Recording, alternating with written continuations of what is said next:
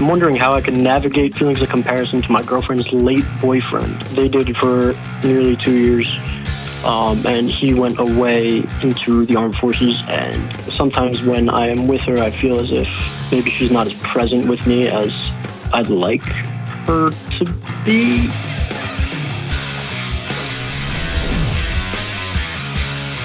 Happy New Year! This is John. I don't know why I'm yelling. I was not going to yell. That's one of the things I'm not going to do in 2025. The world's yelling. I'm going to be more chill. So let me do that over. Hey, Happy New Year, everybody.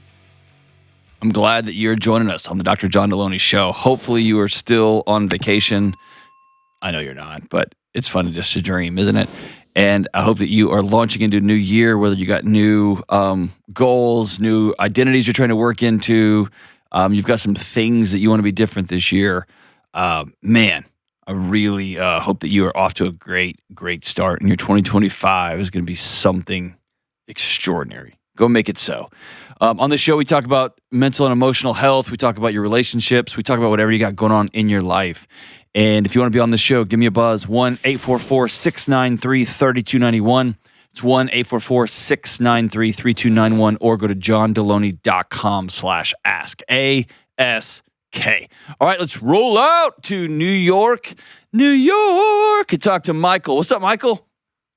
Can you hear me? I got you, man. How's it going?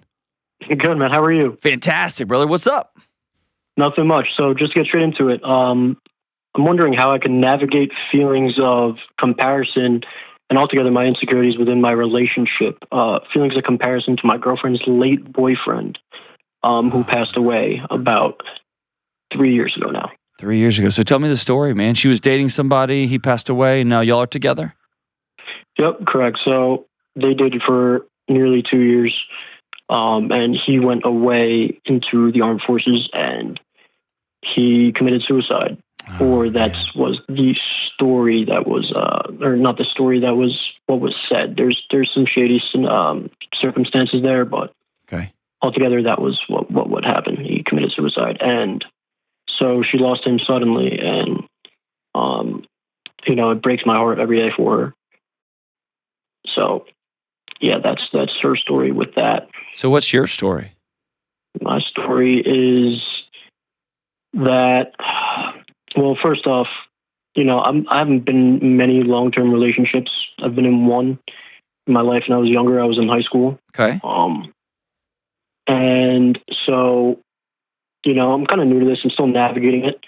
But when it comes to this situation, if that's even the right word for it, situation, I would say that, it's hard for me to, sometimes when I am with her, I feel as if maybe she's not as present with me as, I'd like her to be, possibly, if those are the right words. But, like I said, it breaks my heart for her every day. I can only understand how she's feeling. I'm the first guy that she actually went on a date with or has been in a relationship since those 3 years ago. So how much does she bring this up, and how much are you projecting this onto your normal relationship?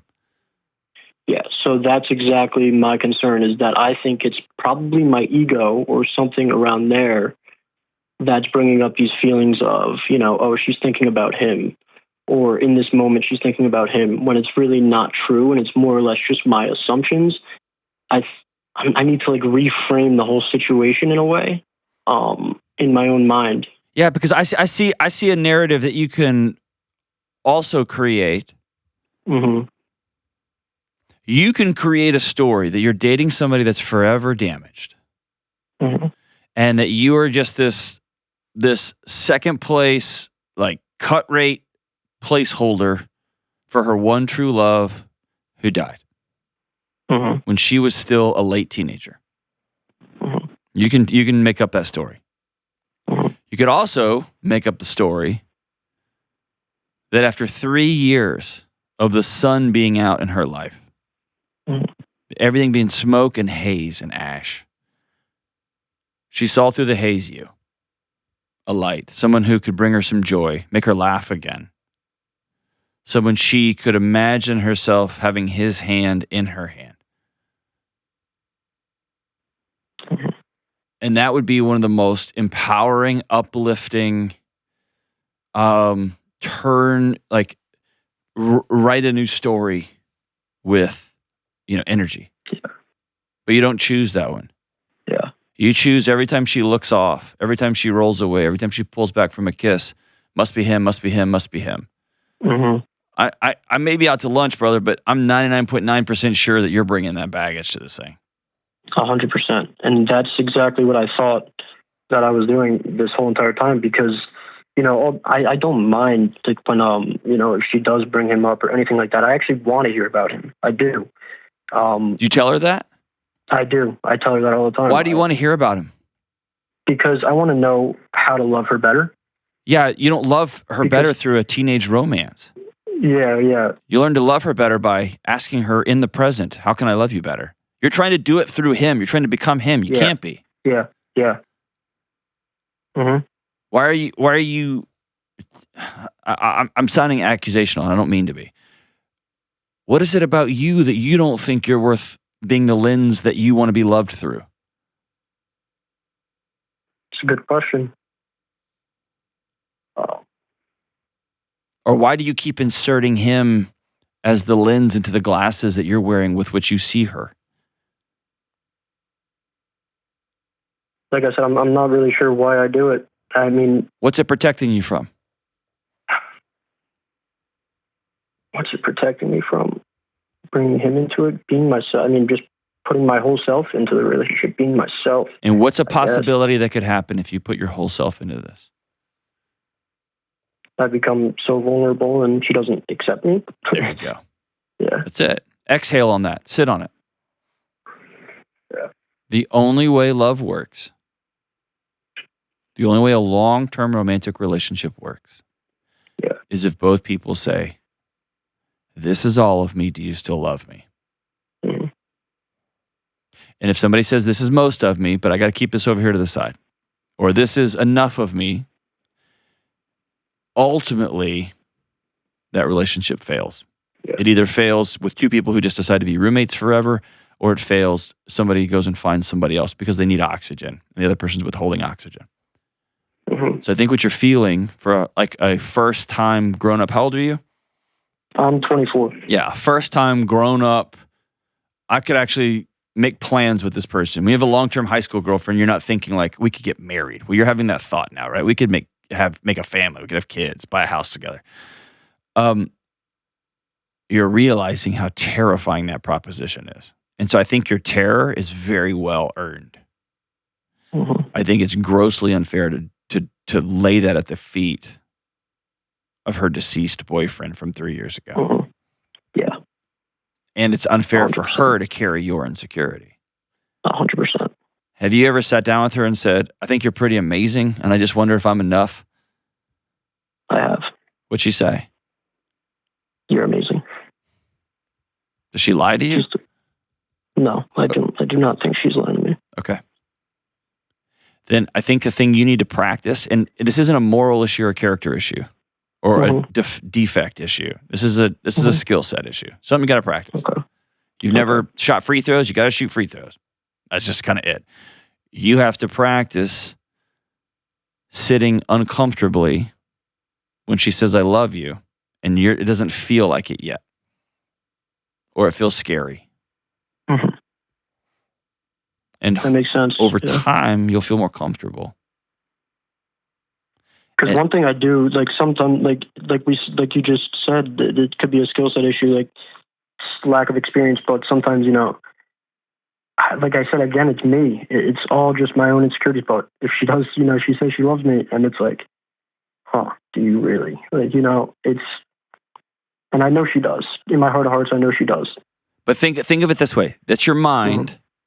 Yeah. Taking two hands and shoving away somebody who's trying to hug you. Yeah. Don't do that. I don't want to do that. It's violent, right? Don't do that. Mm-hmm. And also, it's probably worth the time. It's probably worth your effort. And it's probably got roots all the way back into when you were younger. But there's a reason why your mind and nervous system are trying to protect you. Maybe you got hurt real bad when you were a kid. Maybe mom left when you were a kid. Maybe dad was supposed to love you and he did. Like, what? I don't know. Maybe your older sister or older brother. Who knows? But somewhere back in there, your body learned that true vulnerability will get you squashed. Or it's never experienced it ever. It's never experienced the peace of being fully seen and fully loved, which is what you should get from your parents. And so for whatever reason, when this new amazing relationship, this new young woman says, hey, no, I love you. You're amazing. Your body's instinct, your nervous system, your chest, your instinct is to shove her away. And so we're going to practice not shoving her away. We're going to practice saying these words, I believe you. And we're going to practice consciously pulling our shoulders down. We're going to practice consciously smiling. I believe you. I believe you. And she's going to hold your hands up in the desert even when you don't have the strength and energy to do it, and you're going to learn. And if you keep thinking of him and you keep bringing him back up in your mind, I want you to go see a counselor, go see a therapist, go talk to somebody. Because again, it's your body trying to protect you. But I think we need to let this young man who passed away, let's let him go rest. He's done enough work. And he's going to be present in her heart, and especially in her heartbreak forever. He's going to be part of her. It's different than love, but he's going to be part of her life story. But he's not yours to pick up and use as glasses to view her and your relationship and your self-worth. That's not his job.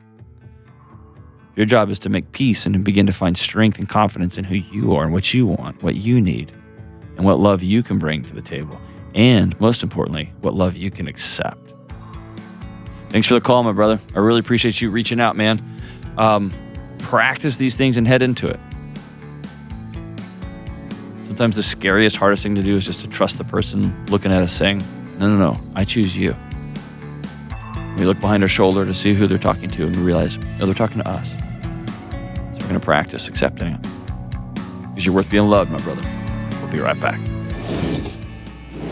I've been looking for someone I could team up with to offer red light and near infrared light therapy at the highest quality, as well as someone who could help me with my other concerns about our modern living environment. I've tried a number of different companies and products, and I'm super excited to be partnering with Bon Charge, a world leader in red light therapy. I've purchased a number of Bon Charge products with my own money, and I love them.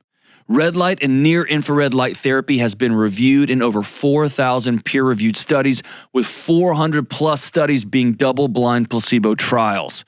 Not only do these studies show amazing health benefits, not one has shown any negative side effects. Red light therapy can help with boosting your mood, helping with sleep, reducing stress, recovery from aches and pains, better skin and skin health, cellulite, stretch marks, and more. I use my red light therapy panels and mask, both near infrared light and red light, 10 to 20 minutes each day and sometimes more. And I often do this during my prayer and meditation time or when I'm having trouble sleeping. It's become a cornerstone of my health and wellness practice. I've also ordered Bon Charge's infrared sauna blanket, their special lamps and bulbs for my home, and more. Bon Charge ships worldwide in rapid time, and their products, including red light therapy, are HSA and FSA eligible. Bon Charge offers easy returns and exchanges and a 12-month warranty on all red light therapy devices. Go to boncharge.com/Delony and use code Delony to save 15% off your order. That's BONCHARGE.com/Delony and use code Delony to save 15%. It's the new year. It's my favorite time of year, and everyone starts thinking of new routines, building better habits, stopping things that aren't helpful, and otherwise building a better life. But we all know that most new go-get-em goals are a waste of time because we don't put in the systems to make them sustainable. So how about this year, let's focus on fewer sustainable goals and building better systems. And let's start by curating a system and a goal that's good for your soul. Let's start by focusing on our spiritual lives. In 2025, let's focus on prayer and meditation. To do this, I recommend Hallow, the #1 prayer app in the world. I use it and I love it. Hallow offers over 10,000 guided prayers and meditations to help you grow closer to God and find peace. Hallow has some amazing daily prayers that will be perfect for beginners to start with. And one of Hallow's most popular features is the daily reflection with Jonathan Rumi from the show The Chosen. You can also check out the daily scripture readings, nightly sleep prayers, and if you don't have much time, there's even something called the Daily Minute. Hallow makes it easy to build a system and a routine by making a schedule, adding reminders, and fostering a community for accountability. So start this year off right by putting your relationship with God first with the help of Hallow. Right now, they're offering 3 free months when you join at hallow.com/Delony. That's hallow.com/Delony for 3 months of Hallow absolutely free. Let's go out to San Diego, California, and talk to Jenna. What's up, Jenna? The question is, how do I heal and rebuild trust after my husband's relapse and betrayal when I'm afraid I will never fully recover?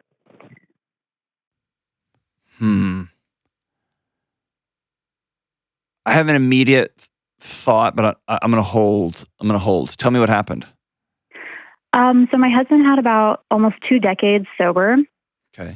He relapsed, and I went through his phone, found some inappropriate messages with his ex-girlfriend from when we were dating before we got engaged, and then some other women, and then also found some messages from since we've been married of just, validating other women and stuff like that. So I feel like this has opened up a whole other can of worms. Validating like, no, you're beautiful, or no, I love you, or send me nude pics. Like, what do you mean when you say validating? Telling them they're beautiful or really awesome, and, any guy would be lucky to have you and stuff like that. And is that in violation of you? Yes. Okay. And I say that I just told somebody else, like I just told the caller before you, the exact words, you're worth being loved, right? Which is very validating. Mm-hmm. But you're saying this is in a secretive romantic relationship, or like he's receiving validation from other people. Yes. Okay. Yeah. And it was definitely secretive and behind my back and crossed a very clear boundary. Okay. So when you say the words, I may never fully recover, what do you mean? Usually when my trust is broken, just historically, that's really hard to get back, whether it's been in a romantic relationship or friends or family. I felt like I could always, recover from a relapse in terms of building our trust back. But when it involves, when there's another door that's been opened with potential cheating before we were married, that kind of changes things for me. And I'm afraid that I can't ever build that trust back, no matter how hard he's willing to try. Okay.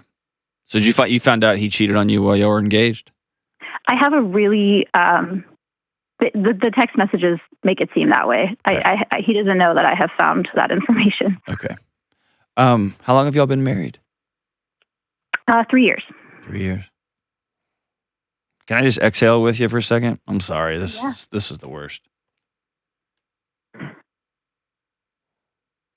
Like watching somebody you love hurt and go to rehab is pain. And then while you're gone, finding out there's a secret life behind your back that in some situations may put you at risk, like your health and safety at risk. That's devastating, right? Mm-hmm. Yeah. Yeah. I know it was before we were married, but doesn't matter. It doesn't matter. In fact, in many ways, it can make your marriage feel like it was built on a house of distrust. I mean, a house of lies, right? Yeah, exactly. And it feels like I went in with pure intentions and a pure heart, and he didn't. So it hurts. So just for whatever it's worth, your pain is right. Thank you. You're not crazy. I don't think you recover from this. I think you decide I'm going to build something new or I'm not. Mm-hmm. Recovering means something has happened that you're somehow less than. And I don't think that's true. Like you recover from a broken arm because something on you is broken. Mm-hmm. I think you're good. I think the marriage that you thought you had is over. The question is, am I going to build a new one or not? Mm-hmm. Yeah, I feel like our dynamic has changed, definitely. No, listen to me. The marriage you had is over. It doesn't exist. Okay. You'll have to decide to build something new. Because if you spend a ton of energy trying to get back what was, and he tries to wallpaper over everything to get back to what was, I'm telling you right now, what was never existed. It wasn't what you thought it was. He was with somebody else. Mm-hmm. He's not the man that you thought you married. Character-wise, strength-wise, integrity-wise, your life is different now. The thing you had is over. What you have to ask yourself is, am I going to build something new or not? And you can't build something new with somebody who's actively using substance abuse. And you can't build something new with somebody who is not telling the full truth, the whole truth, and nothing but the truth, so help them God. Mm-hmm. That's it. It's the only way. You got to clear the deck. And by the way, you have to tell the full truth. I went and looked in your phone. Here's what I've seen. I've seen everything. But I don't think I've seen everything, actually. I think I've only seen a part of it. I don't know you. I'm disgusted by you. My heart is broken and you broke it. And I don't know if I want to build something new with you. Like, you have to be that open too. Mm-hmm. Yeah. Because if you hedge it, there's going to be, that's the seed, that's the soil from which resentment grows. Because you start burying parts of yourself so that you can get to the next thing, right? Right. So is he home from rehab? He will be in 2 weeks. He'll be home in 2 weeks, huh? Mm-hmm. Do you get to go visit him? Yes. Yeah. How have those visits been? They've been good. For the most part, they've been good. I definitely, he can sense that something has changed in me because it's hard for me to be vulnerable after seeing things like that. Hard for me to be my normal self with what I know now. But I do plan on being very, very transparent and open about everything that I found. Can I make 2 recommendations? Please, yes. Recommendation number 1, and this is going to sound strange that suddenly I'm flipping teams here, but you going to visit him in rehab as the lights of his life are coming back on, and you keeping this deep, dark secret that you know now is cruel. Don't do that to him. Okay. Because he's going to think there's something innately wrong. Okay. It will be very disorienting. And you might want to get him back. Like, you caused me this much pain, I'm going to cause you pain in here. You're stuck in here, and you're going to be wondering what I'm thinking about if I found somebody new. Like, whatever stories he's ginning up there because he's stuck in rehab. There's an integrity that I want you to keep whole in this process. You were not treated with dignity and respect, but that will not take your dignity and respect from you. Does that make sense? Yeah. So I've always been a person who tells the truth. I will continue to be a person who tells the truth. The second piece of wisdom is, I don't know if you're allowed to do this, but if possible, I would reach out to his case manager. And here's why. And I think there's a possibility that he hears this in rehab from you, and there's a counselor there that can help mediate the conversation. And he's got some support and structure before he comes back out thinking his world is healing, and it's laying in pieces all over his living room floor. Right. And it may be that his social worker says, I'm going to ask you, please don't bring this up right now. He's too fragile and he won't make it through this. Okay. Do you get what I'm saying? Because I know part of you doesn't want to blow his life up right now. Right. Because you're worried about him. Yes. Yeah, absolutely. I know I can't control the things he does or how he reacts, but it doesn't take away from any bit of fear that I hold. That's right. That's right. Yeah. Do you have a number of a case manager you can call? I do. Okay. I do. Yeah.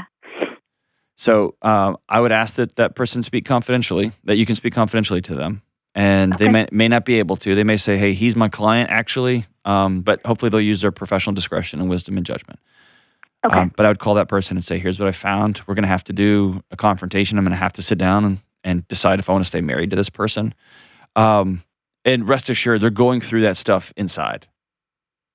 Right? They're walking through amends. They're walking through truth telling. They're walking through, you may get out of here and your partner leaves you. Like that they're going to be talking about that stuff inside.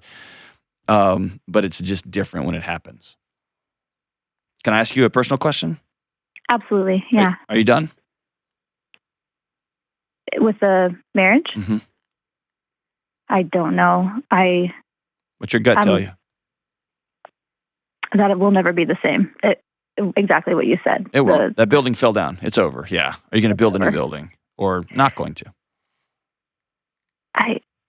Something in me says I have to try. Okay. What's that? What's that something? It could be God. It could be arrogance. It could be ego. It could be love. What is that something? Probably love. Most likely it's love, but it's also, I can't, sorry. You're okay. You're okay. Something about throwing away a marriage with this person who is my best friend just breaks my heart. Yeah. Especially if he's doing everything to fix it and build it back up. And I can't. I feel like I'm betraying him now. And I think that's one of the demons of infidelity, is it makes the person who got cheated on feel insane. Right? Yeah. I mean, I felt crazy about it because I never had any worry. There was no reason for me to ever think. It was like a punch to the gut because there weren't any signs that I knew of. And that's I talk about this a lot on the show, but that to me is one of the. I mean, there's the initial betrayal and there's a lack of safety, right? If you're sleeping with somebody else and then you're sleeping with me, I don't know what you're bringing into this relationship, right? Oh yeah. But I think one of the terrifying aspects of it is you didn't see it, and you lose trust in Jenna. Like if I can't see that he's having multiple relationships with multiple people under my roof, you feel crazy. It's I wrote down in a journal, it's the ease of lying. That someone could so nonchalantly and easily lie and tell a story that is so, the way they talk about it and look me in the eye, it's so believable. And I beat myself up that I didn't see that. And you got married to somebody who's been wrestling with addiction. Mm-hmm. The greatest truth benders on planet Earth.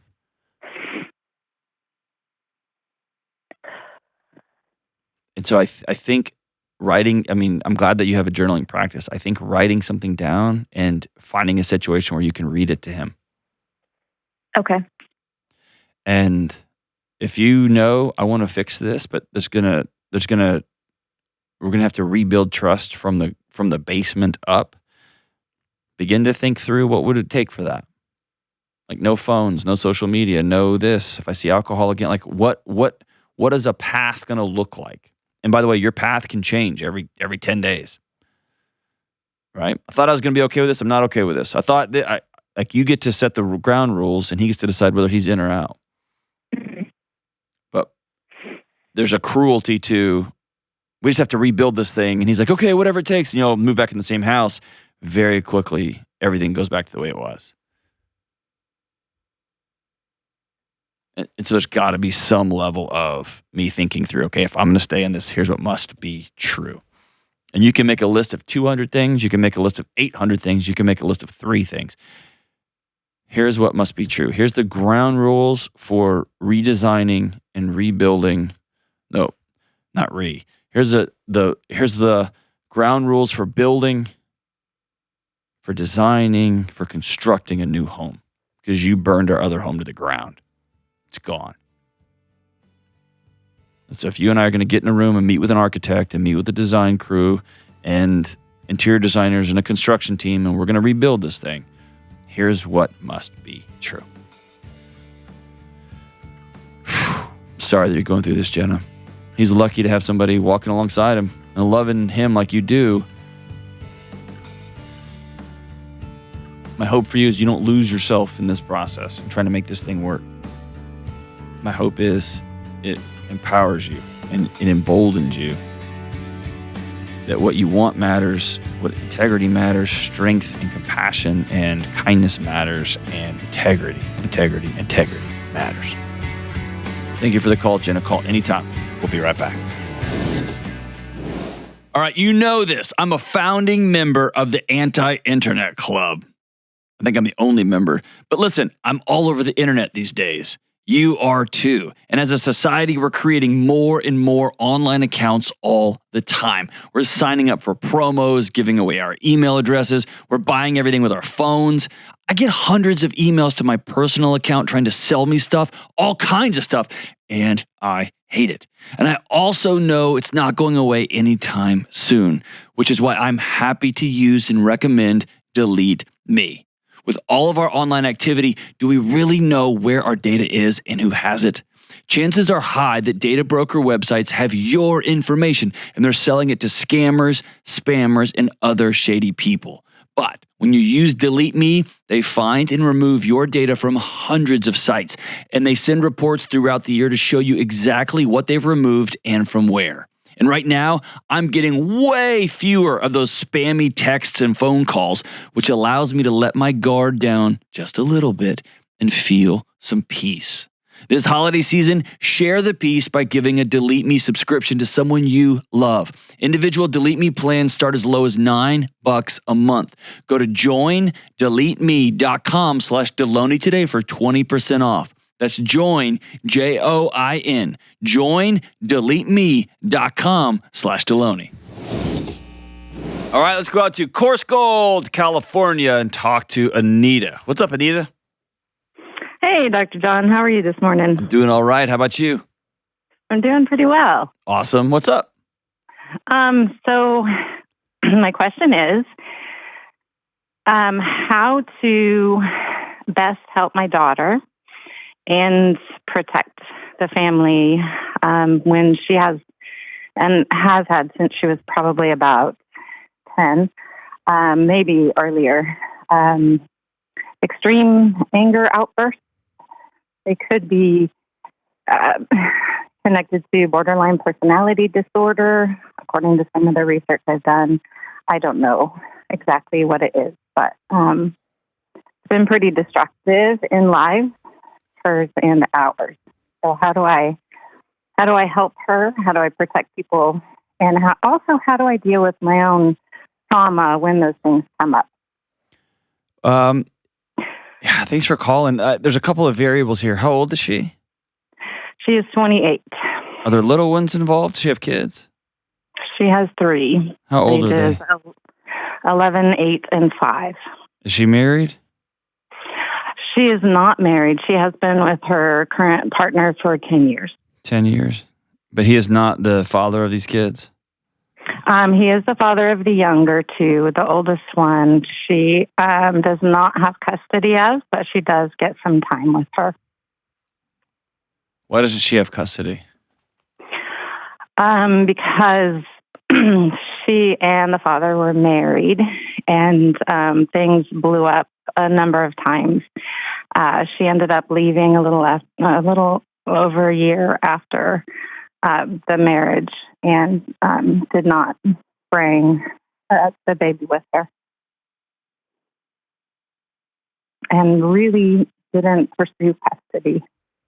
So she doesn't have custody. Almost always, if a mom doesn't have custody, there's physical abuse or there is substance abuse. But in this case, she just left her kid. Right. Okay.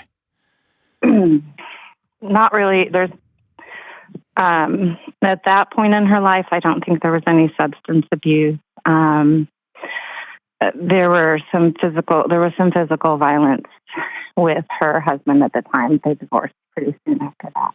He was violent with her or vice versa? I think it was mutual. Okay. So I guess there's multiple layers here. She's a 28-year-old. So if you ask me, how do I protect the family? And you're talking about you and her other siblings and aunts and uncles.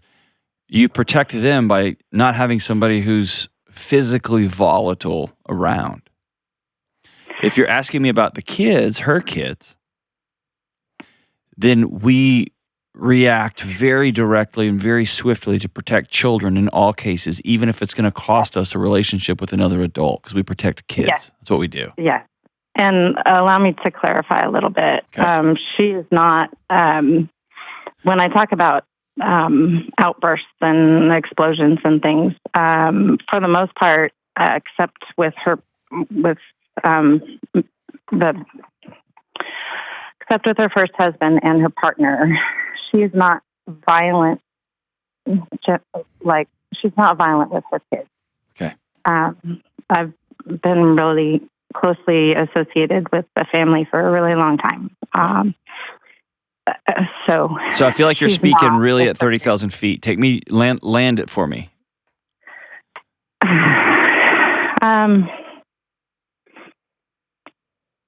She explodes verbally. Okay. She swears at people. She screams at people. She curses. She goes for the jugular and says hurtful things. What does that mean? Yes, all of that. Okay. And she says vile things, kind of like her dad did with me. Okay. Just really personal attacks. She doesn't confine it to the person. She expands it to everyone she knows that they care about. It's really difficult. Why do you continue to wade into another adult treating you that way? She is my daughter. I do know about a lot of the experience that she had. Tell me about her experience. Her dad. So I was married for about 14 years to her dad. Okay. He did the same thing. Her grandma on his side has the same propensities, and I've seen that from her as well. I understand that there's probably a genetic component to this. One of the things that I'd like to understand is, I know I'm not answering your question quite, but I would like to understand if there's more. When we're talking mental illness, which I wasn't aware of when I married him. Talk right into your phone for me. Okay. Sorry. It's okay. When I married him a long time ago, I had no idea about mental illness, and it was a really long, really traumatic marriage. But I saw her get hurt by him specifically, and I feel like, and I'm working on protecting myself, not protecting myself, but forgiving myself for not protecting my kids. Have you told her that?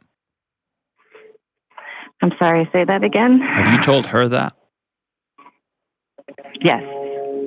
How did she receive it?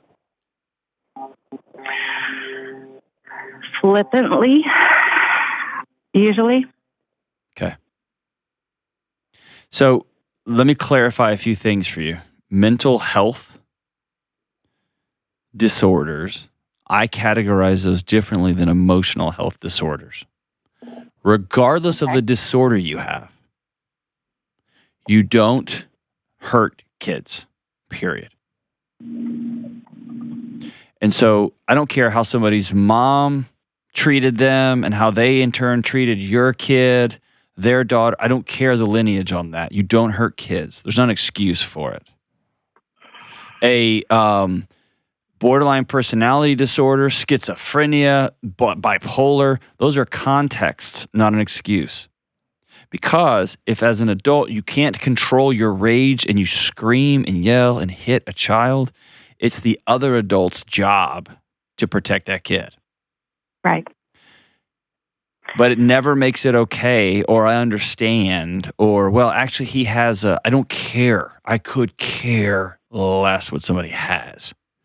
You don't say that to kids. You don't hurt kids. And so, number one, it sounds like, unless I missed something, there's not been psychiatric intervention with your daughter. You've gotten online and asked some people and tried to figure out what she might have to explain her behavior. I don't care about any internet diagnostics. She has had psychiatric treatment evaluation. Does she have diagnostics? What has she been diagnosed with? She has been diagnosed with severe anxiety, depression, and she has been diagnosed as bipolar. Okay. When was the last time she was diagnosed as bipolar? I believe it's probably been, 6 or 7 years. She has had, part of the challenge of this, Dr. John, is that she has been to psychiatrists and psychologists and counselors, and she does do a lot to help herself to grow and to grow out of the trauma that she has experienced. And so most of the time in public situations anyway, and even at my house, she doesn't explode anymore. Okay. But she's much more comfortable at her house. And so I don't think that's true. I don't think that's true. Okay. You don't explode on pieces of you, your children, because you're more comfortable. No. It's her partner that she explodes on the most. Okay. My guess is home, that her body put little GPS pins in home growing up. Home has never been a place of peace and safety. Ever. And so when she goes home, when the most important, the most valuable, the most developmentally critical male relationship in her life was her father, was the one who imparted most of the direct pain, then the leap her body has to learn, her nervous system has to learn how to be in the presence of another grown man who says the words, "I love you," and she can receive it. And so my guess is she doesn't feel like she's like, I can put my guard down at home. It's the exact opposite. When she goes home and that front door closes, she's at war. Even if she knows that this guy's safe and loves her and been together 10 years. I think that it's possible and probable that he is probably the safest person for her. They talk about everything, but she displays some of the things that her dad did too, where she's just scared all the time that he's going to cheat, which he is not. He's ultra loyal, as one would need to be with her. So tell me how I can help you, because we can't help her. She's not on the phone. How can I help you? Okay. So it has been a long journey with her. And what I would like to know is, as her mom and someone who has decided, I have been doing therapy myself, I have a lot over the years. Some of the trauma is coming up as I do some therapy, and I am trying to figure out how to help her because this is the lifetime thing, and I don't know enough about whatever the mental health issues she has. What could benefit her? I understand boundaries. We work really hard on those. You're not going to like my answer. Can I be direct? Please. Is it okay? Mm-hmm. You can't give her something that she doesn't want from you. And if she's not asking for your help, you trying to go back and heal the past with future behaviors is an impossible task. And what you end up doing is giving her more work to do. I'm so sorry. There's a crow right okay. there. It's all right. See if I can go away from it a little bit. So you are carrying around an immense amount of guilt for what happened as a kid, when she was a kid. And looking back, there's lots of woulda, coulda, shouldas. And I would agree with you. You should have done things differently. But it's easy for me to armchair quarterback this thing 20 years later. And I'm not going to do that to you. What I will tell you is the only thing on planet Earth you can deal with is what happens next. Not trying to figure out ways to duct tape and wallpaper and stitch up what happened in the past. I'm not quite sure that I'm trying to do that. What I'm trying to figure out is now. And what I'm trying to figure out is what to do. Go have now. breakfast with her every week. We have a lot of contact. We have the kids over. It's different. Frequently. Anita, that's different. And let's be honest. If everything I put on the table, you're going to be like, well, I already do that. That's not what I mean. What you're doing right now isn't bringing you peace. And so you're going to have to do something different. Having the kids over and having quote unquote contact is different than every week you and her going to get coffee together. One of those is you have a job, she's got a job, you get in the routine, you get in the dance, the kids come around and play, you kind of half-hearted with them, it's a numbing device. It's awesome and it's good and it's long-term relationship building and those kids are going to have fond memories of grandma's house. But that's not the same thing as every week you and daughter go look across the table from each other at a diner and say, how are you? Because right now she's not calling you saying, Mom, I keep blowing up on my partner. I keep screaming at this man. How do I stop this? She's not doing that. She doesn't say, how do I stop this? She does call and say all those. She gives me all the details. Yeah. She doesn't say, how do I stop? Okay. I have a rule in my life that I don't answer questions I'm not asked. And I also draw pretty firm lines. If I'm not being invited into ugly, rude, destructive, soul-crushing behavior, I will say, hey, I don't want to be a part of this. Or maybe I might occasionally ask the old Dr. Phil line, how's that working for you? But listen, you can say all the right things. It doesn't matter. Her healing will have to come. Y'all's relationship will have to be healed from the nervous system out, from the inside out. And that can only be done. That cannot be done with words. That can't be done with she calls you once a week and throws grenades at you or tells you about the grenades she threw at somebody else. She absolves herself and goes right back in.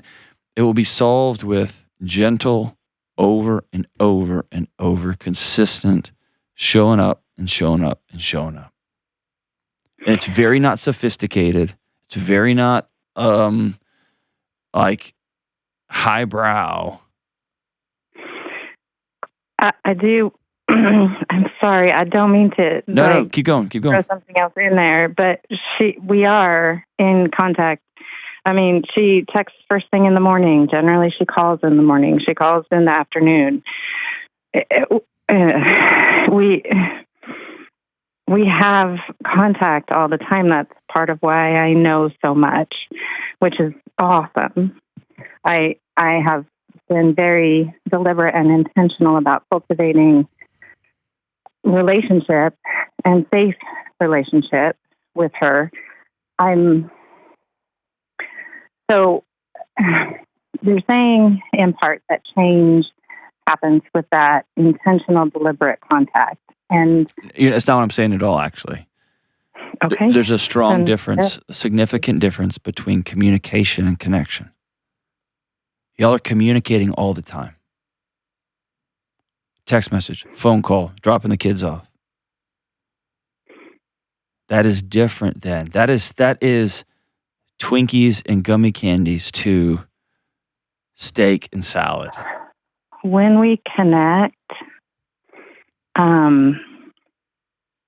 part of the challenge is that I make her angry. That's it. That's the place to lean in.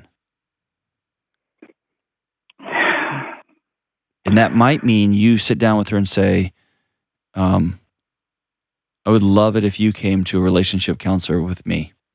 You're the most important relationship I have left in this world. And her body is GPS pins probably in y'all's connected relationship. Oh, I'm sure. And so hiding from those or pretending they don't exist because we communicate via text message, between phone calls where she just talks nonstop, talk, and hangs up. Listen, I could text my wife, "I love you," 100 times today. She will get that data. She'll get that information. Her body will not exhale until I walk through the door and she sees me across the room, drop my bag with no phone in my hand and smile and say, "I'm so glad I'm home." Then her soul, her nervous system will rest.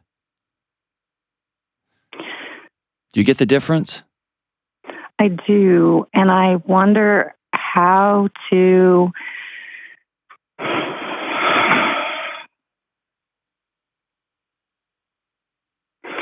be a restful place, a more restful place for her with all these GPS pins that she has. You have to heal yours. Working on it. I know. So how do I, when there's another traumatic event that brings up the memories of all the other traumatic events, and there have been a lot,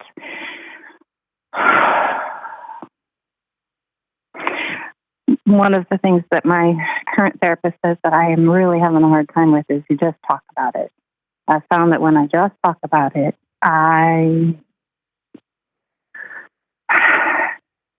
it makes it harder to live. It makes it harder to not carry anxiety. It makes it harder to how do I heal? I had to personally go sit down with somebody who specializes in trauma care and body work. There's some people that think it's woo-woo. I happen to believe in it really strongly, that trauma gets stored in your body. It doesn't get stored in your words. Yes. And so for me, I had somebody who was specially trained, and they have those in California, specially trained in trauma therapy. And it required me to go back through hell. But she was with me. And she had her hand on my shoulder. She had her hand on my elbow. She had her hand on my hand. And it was the first time in my life somebody touched me and they didn't want something from me. But what my body learned over time was it wasn't safe then, but it's safe now. And I have not found anybody anywhere that can talk their way into safety. No. And that has been my challenge. Part of my therapy has been 2 or 3 years in a room with someone, but I have anxiety attacks when it comes to that. Okay. I mean, when it comes to talking, like revisiting, going back to some of those things. And I don't know how to resolve those except that the ways I know to resolve them. Yeah, but the way your body is trying to resolve them hasn't worked. Correct. And so we have to deal with the anxiety, and that means the way you deal with anxiety is directly through it. So maybe it's not you talking, just walking right in and ripping the wound open. All right, tell me what happened. That's horrific therapy, by the way. Almost all good therapy, when you're dealing with hard trauma, starts with a season of teaching you skills on regulation, on breathing, on exhale, on how to tap your legs, on how to think through, how to process, let things move through you. So that when you get to the hard parts, you've got a set of skills underneath you. And I think more importantly, you've developed a sense of safety with another person in the room with you. That's how our bodies are regulated with other people. And so we can only ever truly feel safe if the person we're in the room with or people we're in the room with are also safe. You can't just be in the room with some cold shoulder saying, all right, well, then what happened? And you go through it, your body's going to start ringing every alarm bell it has. And so what I would tell you is if you've been seeing somebody for 2 years and you have panic attacks thinking about going to see them, stop. Listen to your body. No, that was in the past too. Okay. Is this making sense? Like, you have to decide this. Here's what I think it comes down to, Anita. You have to decide. I lived and experienced hell. was married to a very, very abusive, evil man. And my daughter was there too. And I would do anything to go back and protect her, get her out of there, get me out of there. And I can't, because what has appeared at the end. And now I'm watching my daughter both recreate in some minor way what happened, what she experienced, and I'm reaching for her in the dark, but my body is still scared to death about what happens next. And if you can metabolize that reality, then you can come to the belief that you're not going to therapy as punishment for what happened or what you didn't do years ago. You're going to counseling, you're going to therapy, you're doing the trauma work so that, because you're worth it, so that you can have a peaceful rest of your life. Because I think what's happened is your daughter's trying desperately to plug into you, and it's still electric. Because you still have the shame, and you still have the guilt, and you still have the trauma. It's so close to the surface. And you think all you're worth is some text messages and her calling you and yelling at you, and you're worth so much more than that. You're worth peace. And that also means you've got to set down the bricks of shame that you've been carrying for so long. You got to set them down.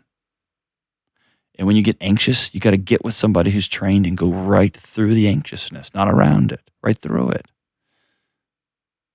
Sometimes that is not talking about your traumatic situation, but maybe hearing somebody read a story, or maybe drawing a picture first, but slowly heading into it. And I personally have experienced body work related to trauma.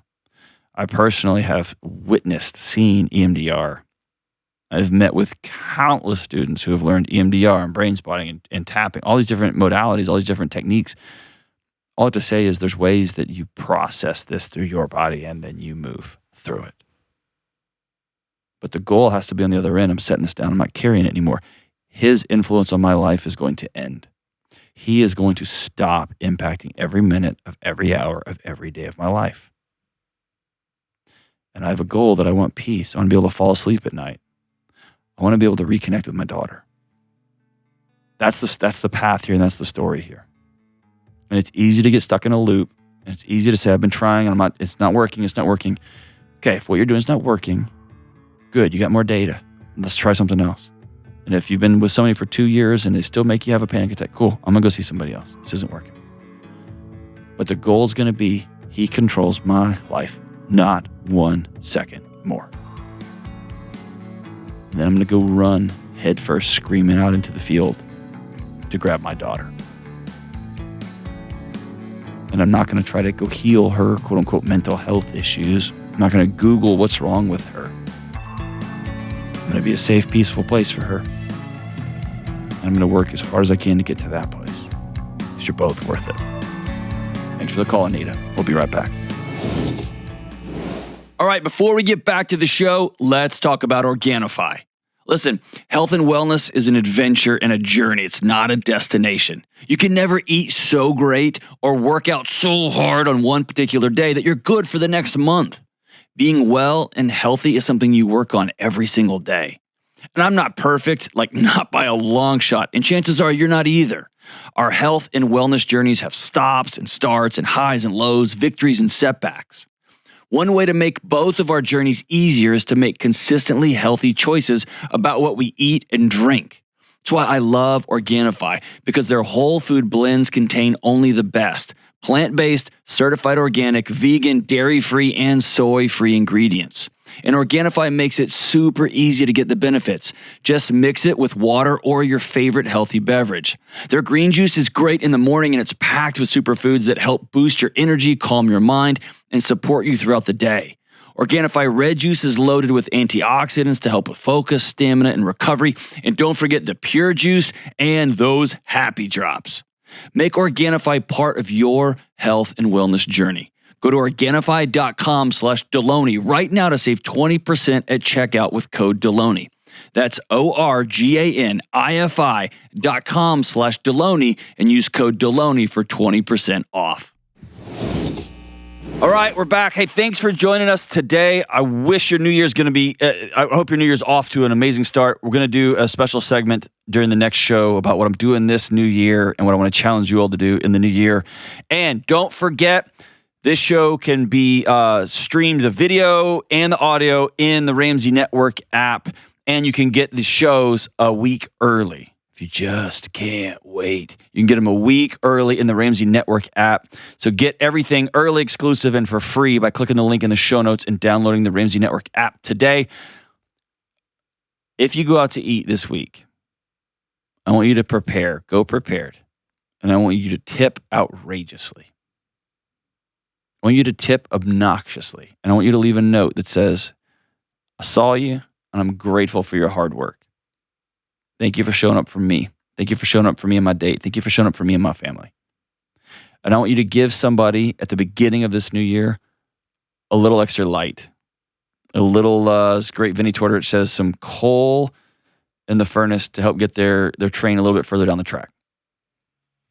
We're gonna change everything this year with a bunch of tiny wins. We're gonna pick up trash. We're gonna tip really well. We're gonna let other people walk in front of us in the door. We're going to say thank you. We're going to do the workout and we don't want to. We're going to not get that extra handful of candy. That was for me. And if you're Kelly, you're not going to get any more tattoos. You're done. You got to be done. Your liver's like, I can't process any more foreign bodies. We're going to change everything this year. Tiny win by tiny win. I love you guys. Stay in school. Don't do drugs. Bye. Hey, what up? What up? Listen, the latest episode of my docuseries, United States of Anxiety, is available right now exclusively on the Ramsey Network app. Each episode follows a caller from my show on a 90-day journey to transform their life. You want to know the cool part? I personally walk alongside them throughout it all. This episode features Kelsey, whose battle with severe anxiety is putting her most important relationships at risk. And you can only watch this show on the Ramsey Network app. So make sure you download the app and dive in right now. And while you're there, you can also binge episodes of the Dr. John Delony Show on demand and other Ramsey Network shows like The Ramsey Show. And did I mention this app is free? Go ahead and download the Ramsey Network app right now. Go.